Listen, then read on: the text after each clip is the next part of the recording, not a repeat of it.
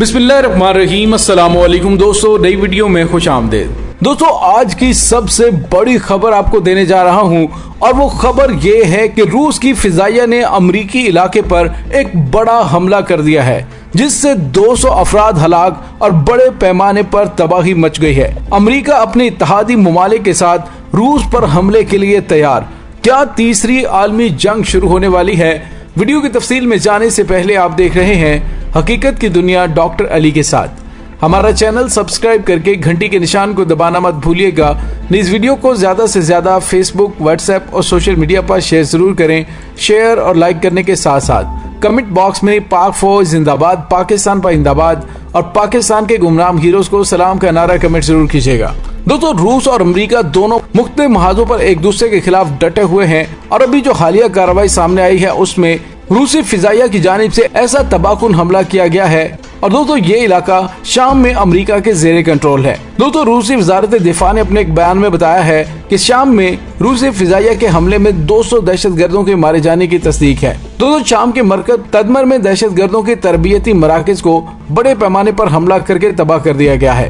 दोस्तों, Russia today की खबर के मुताबिक रूसी वजारत दिफा ने अपने बयान में बताया कि फिजाइया के इस ऑपरेशन के दौरान 200 से ज्यादा दहशतगर्द मारे गए हैं। रूसी वजारत दिफा के सीनियर ऑफिसर अलेक्जेंडर कार्बोव का कहना है कि दहशतगर्दों की जानिब से तदमर में एक तरबियती मरकज के कयाम से मुतालिक इत्तलात मिलने के बाद रूसी फिजाइया ने दहशतगर्दों को खुफिया ठिकानों पर हमला करके 200 मुसल्लह दहशतगर्दों को हलाक करने के अलावा 24 फौजी गाड़ियों और दस्ती बम बनाने के लिए स्टोर किए गए 500 किलोग्राम बारूद को भी तबाह कर दिया है। दोस्तों, अलेक्जेंडर कार्बोव के मुताबिक दहशतगर्द 26 मई के सदारती इंतखाबात से कबल शाम के बड़े शहरों में दहशतगर्दी और सरकारी इदारों पर हमले की प्लानिंग कर रहे थे।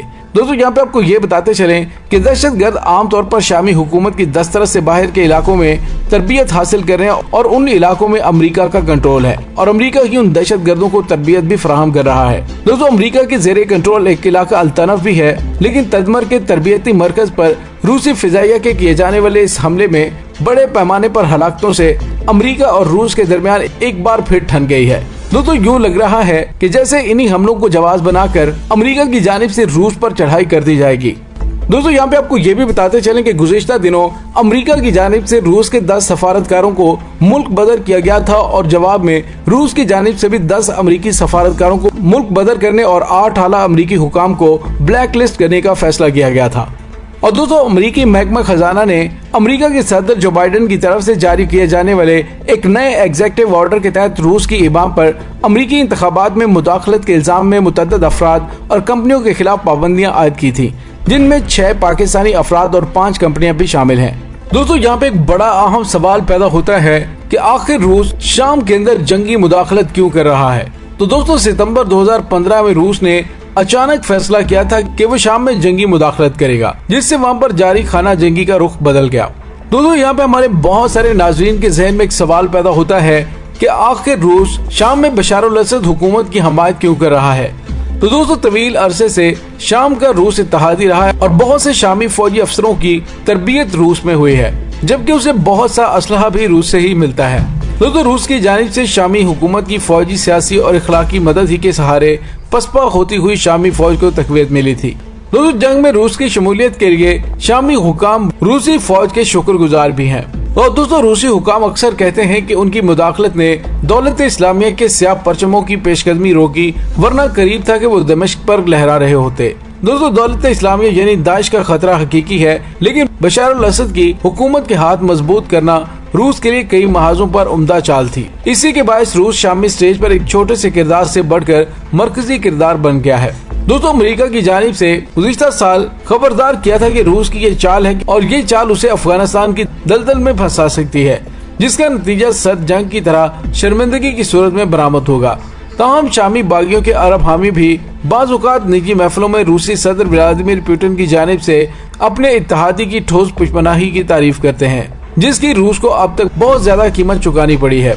दोस्तों, अक्टूबर 2016 में रूसी पार्लियामान ने एक मुआहदे की मंजूरी दी जो उससे पहले खुफिया रखा गया था और उसके तहत रूस की शाम में हुकाम की निगरानी या मुदाखलत के बगैर फौजी और सामान भेजने और निकालने की खुली छूट मिल गई थी।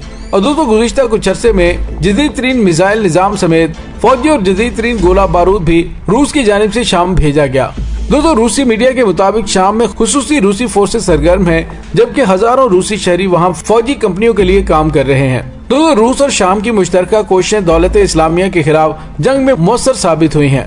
दोस्तों हालिया दिनों में अमेरिका और रूस के दरमियान कशीदगी शाम और यूक्रेन के महाज पर किसी वक्त भी एक बड़ी जंग का पेशखैमा साबित हो सकती है। दोस्तों रूसी फौजी तज्जियाकारों का कहना है कि अगले चंद हफ्तों में एक नई आलमी जंग छिड़ सकती है।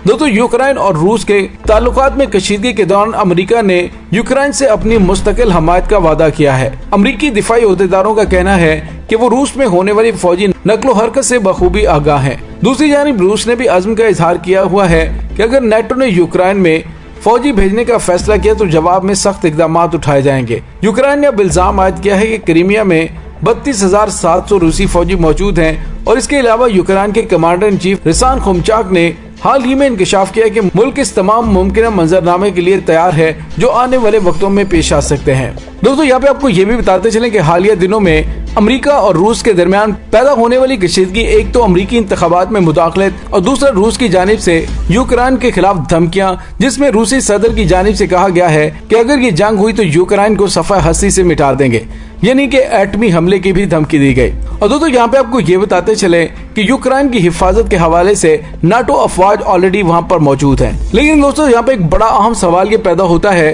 कि चूंकि यूक्रेन नाटो इत्तेहादी रुकन नहीं है तो फिर नाटो ममालिक यूक्रेन की हिफाजत के लिए क्यों वहाँ पर मौजूद हैं? तो दोस्तों उसका सादा सा जवाब ये है कि अमेरिका रूस को किसी भी तरह से काउंटर करना चाहता है, इसी वजह से उसने खिते के अंदर नाटो अफवाज को अपॉइंट कर रखा है। यूक्रेन नाटो इत्तेहाद का रुकन बिल्कुल भी नहीं, लेकिन नाटो के यूक्रेन से करीबी ताल्लुकात हैं और इन्हीं ताल्लुकात की वजह से यूक्रेन को मगरबी हथियार दिए गए हैं, जिनमें अमेरिकी जलन एंटी टैंक मिसाइल भी शामिल है। दोस्तों रूस को मालूम है कि इन हालात में यूक्रेन को मगरबी ममालिक से मजीद फौजी मदद भी मिल सकती है। यूक्रेन के सदर ने नाटो पर जोर दिया कि यूक्रेन को इस इत्तेहाद का रुकन बनाया जाए, लेकिन लड़ाई जारी होने की वजह से नाटो के लिए फिलहाल ये एक मुश्किल काम है कि यूक्रेन को इस 30 मुल्की इत्तेहाद में शामिल किया जाए।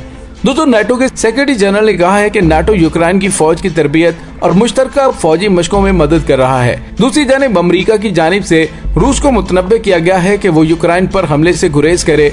अगर उसने यूक्रेन पर हमला किया तो फिर अमेरिकी अफवाज भी इस जंग में कूद पड़ेंगी। और दोस्तों यहाँ पे आपको ये भी बताते चलें कि गुज़िश्ता चंद घंटों के दौरान रूस की फिजाइया की सरगर्मियों में अचानक इजाफा देखने में आ रहा है।